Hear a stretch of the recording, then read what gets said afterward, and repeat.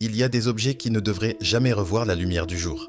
Des secrets si lourds qu'ils finissent par briser ceux qui les découvrent. Tout le monde connaît Ed et Lorraine Warren. Mais est-ce que vous connaissez leur neveu, John Zaffis?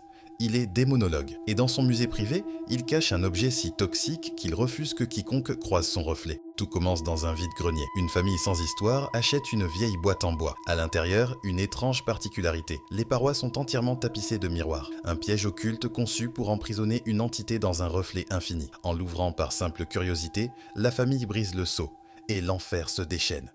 Très vite, le fils commence à faire des cauchemars lucides terrifiants. La nuit, la maison s'anime, des bruits de pas lourds résonnent, des griffures grattent contre les cloisons. Mais le pire, c'est cette masse sombre, une silhouette noire et sans visage, qui commence à rôder au pied de leur lit. À bout de force, la famille appelle John Zaffis à l'aide. Quand le démonologue arrive sur place, l'air est glacial. Il comprend que la boîte transpire une pure malveillance. Il l'enveloppe à la hâte, la charge dans sa voiture avec son équipe et démarre. C'est là que l'histoire bascule. En pleine route, une vague de nausées violentes et de maux de tête inexpliqués frappe instantanément tout l'habitacle. L'oppression est si forte qu'ils ont du mal à respirer. L'entité s'en prend directement à eux pour leur faire quitter la route. John Zaffis réussira de justesse à ramener l'objet. Aujourd'hui, cette boîte est scellée, enveloppée dans un tissu sacré et entourée d'eau bénite. Plus personne n'a le droit de la regarder. Alors un conseil, si vous trouvez une vieille boîte fermée en brocante, laissez-la là où elle est. La curiosité peut parfois ouvrir des portes que vous ne pourrez jamais refermer.